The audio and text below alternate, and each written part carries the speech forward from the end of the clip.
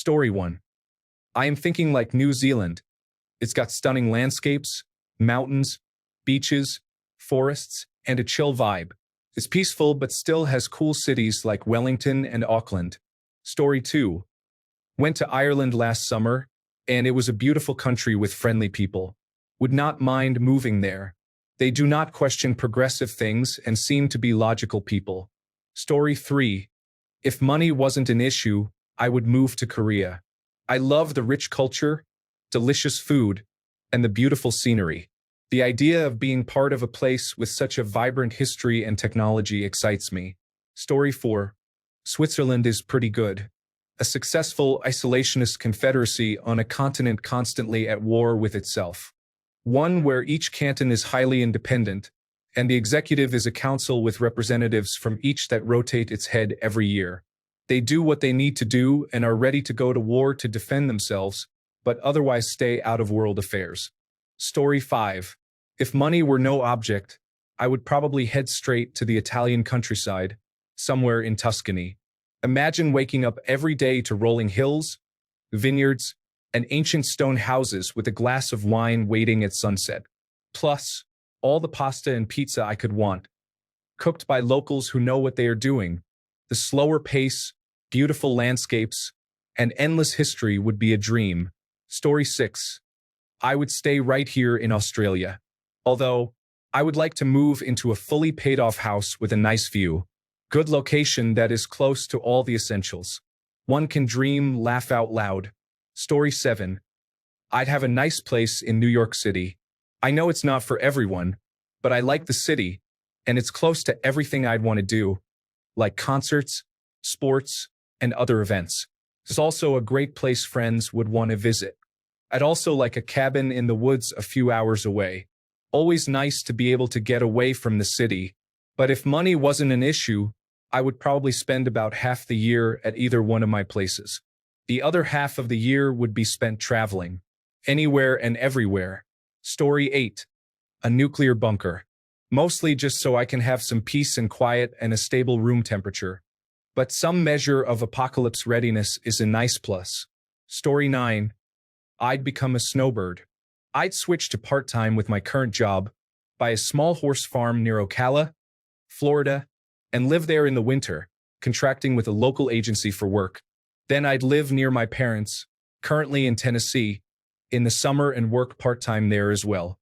And since we're saying money is no issue, I'd buy my parents a place near me in Florida too. Plus, again, if we're saying money is no issue, I'd be near enough to 2 airports to fly just about anywhere. Story 10.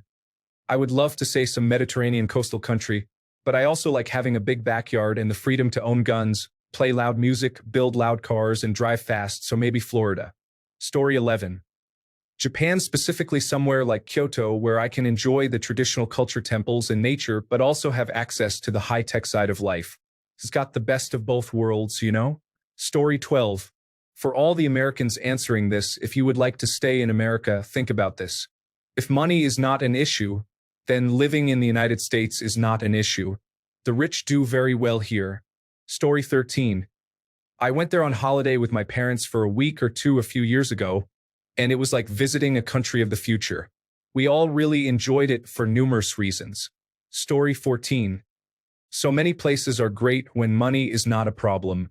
If you have enough, you pay for your own security, you don't care about being robbed, and you will always be able to provide the best schools and doctors for your family. It ends up being just the place where you have the most fun.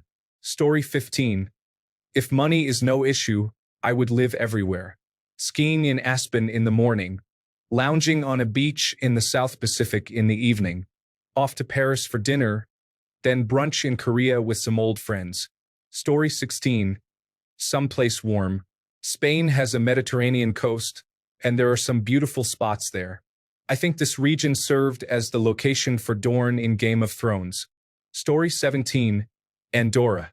Easy access to most of Europe with some amazing scenery, and since you need to have money to move there, it's a cultural grouping of people from all over, so you get to know and learn all sorts of cultures. Second place would be the Amalfi Coast. Unbelievably beautiful, and the culture in the area surrounding both lemon and olive production is incredible. Story 18. I would build a nice cabin in the woods.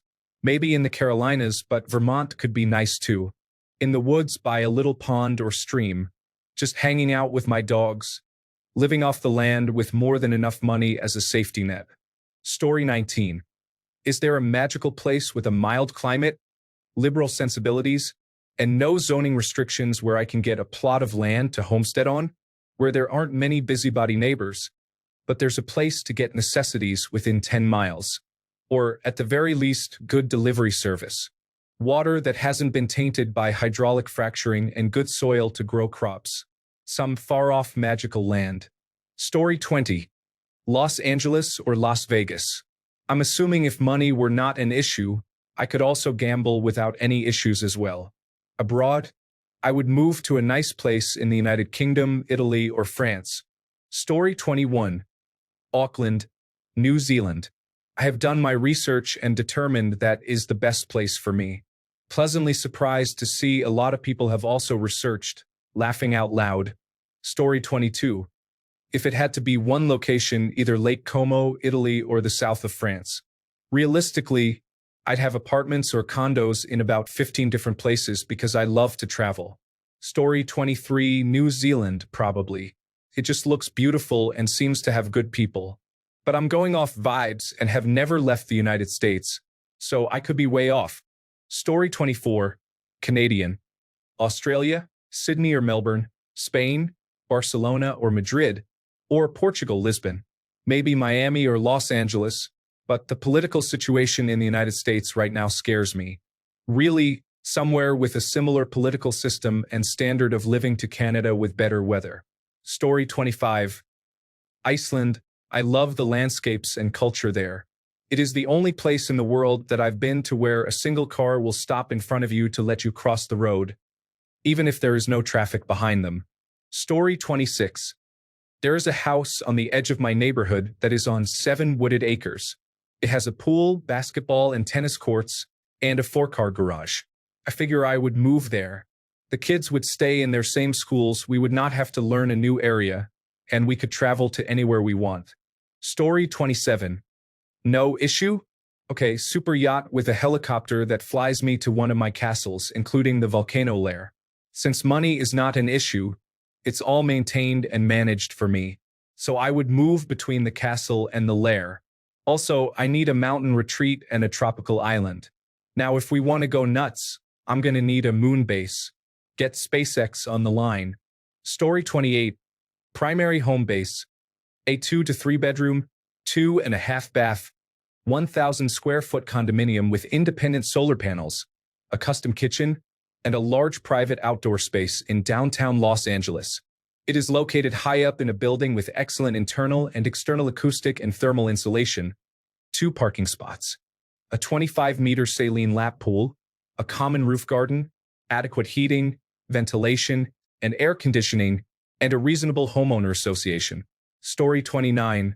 In the same vein as the person who said Finland, I would pick Norway. I have extended family I've never met there, and I want to explore from one place. I already live in Alaska, so adapting to the cold isn't the issue. Story 30. Norway, probably. They seem like a really happy bunch. Really, any country with solid social safety net programs and socialized medicine would be heaven compared to living in America. It would be even better if they have a functional democracy not about to be run by a malignant narcissist or fascist. Story 31. If money isn't an issue at all, then probably those futuristic cities in the Middle East. Yes, I am aware they are flashy for the sake of being flashy, and that much was built by slave labor, or that behind all the grandiose facade the places are actually quite evil. But if you have plenty of money, I am sure you can have the most fun over there. I can probably do illegal things there that are prohibited here if you have money. Story 32. Travel. If money is no object, why stay in one place? I would have a house or penthouse in cities I visit often with duplicate clothing and amenities wherever I went. No luggage, no worries. Story 33. Building a state-of-the-art log cabin as close as possible to a ski hill in Colorado, or maybe just in the mountains nearby where it would be slightly warmer. Story 34. Wouldn't you like to know? I will be moving there eventually, It's a place where you can get citizenship by real estate investment. Buy a home, become a citizen. Live out the rest of my days watching the large nations of the world fall apart. Story 35 everywhere all the time. I'd be a traveling mofo. Fly with the seasons. There are lots of places I'd like to see and visit. Maybe have a few semi-permanent places, say in Southern California, Western North Carolina, Pacific Northwest, Belize, New Zealand, Malta. The list could go on and on. Story 36. I honestly like the area I'm living in now, but if money wasn't an issue, I'd like to have my own house or property for my family. For once in my life, I'd like to live on a property I own, and where I don't share walls, ceiling, or floor with other households, and with a yard where I can have a garden and just sit outside peacefully. Story 37. Northern California. If you can afford to live here comfortably, it is an amazing place. Nice weather, good social programs, diverse cultures, and an abundance of natural beauty, to name a few. If you are able to live here comfortably, you can afford to go elsewhere for a holiday for a month or more. There are several airports. You are halfway between Europe and Asia. It is a rather ideal location for travel. Story 38. Seattle, Chicago, or some other northern city. I live in North Carolina, and every year, as it is just about everywhere, the summers get hotter and the winters get warmer. I already couldn't stand the heat when the summers were in the 80 to 85 degrees Fahrenheit range. It's literally 78 degrees Fahrenheit right now in November. I know there are colder places to go outside of the United States, but I want to stay here because my experience, both education and work, is based on the United States. Also, I want to stay out of spite. Story 39. A space station in geosynchronous orbit above Earth. Not unlike Asteroid M from the X-Men comics. 2 benefits. 1. I will not have to mow the lawn, and 2. No solicitors. Story 40. To the country away from the city and people. As soon as my wife can retire, we're doing just that, maybe sooner if her company agrees to work from home. Story 41. Nowhere. I love the place I live, New Zealand. I couldn't imagine anywhere better. I also wouldn't want to move away from my friends, family, and culture. I am happy just going on vacation to other places. Story 42. I would probably travel the whole world before settling in a place. I've been to Georgia once, and as beautiful and calm as it was, I wouldn't risk it because of the tense political situation with Russia. I've also heard that the local politics are uncertain, so that's also something to consider. Otherwise, Borjomi is stunning, one of the best cities that I've ever been to, and the people are so nice and friendly there. So that would probably be my choice if not for the political situation. Story 43. I upgraded my current home to make it a home base. But then I travel extensively, staying in luxury hotels or private accommodations. But I always have a home to return to. I saw Harry Potter. Story 44. I would not move, but if money was not an issue, I would have homes in more places. I would want a condominium in New York City, a place in Los Angeles or Malibu, one in Japan, and one in Europe somewhere, probably Italy or Greece, in addition to my home in Alaska. Story 45. Give me 100 acres of land in a place with temperate weather and enough resources to keep local dog shelters empty for as long as I live, and I'll be a happy hermit with my pack of dogs. Story 46. A small village in North America, preferably in freshwater coastal Canada, which has a European or British tradition, a strong community ethic, a fully stocked grocery store, multiple restaurants, no big box stores, no chain restaurants, lots of farms and pastures, enough churches, a hospital with an emergency room, social medicine, a deep water recreational harbor, sandy beaches, good winter snow, a thriving tourism economy, 13 grades of schooling, an established affordable daycare, a road system maintained by 3 separate levels of government, a post office, a fully stocked beer and liquor store, an actively tested emergency plan, federal, provincial, or state, county forest and world-recognized protected natural areas, good hunting and fishing, local government serving responsible and aware citizens informed by an independent press and a robust communication system, affordable emergency services, professional policing, and a low population density, all within a 3-hour drive of a major airport. Go where you want to be and endeavor to live. I never look back. Money will not buy you the where.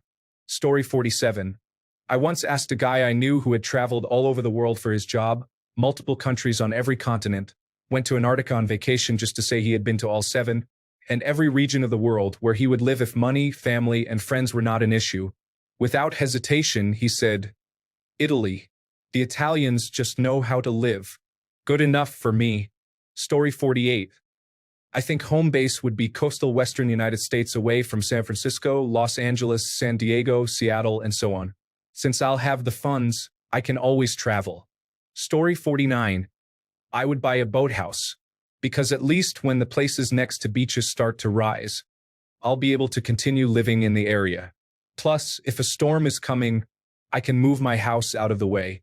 Story 50. Money won't be an issue. The immigration process will be. But let's ignore that for a second.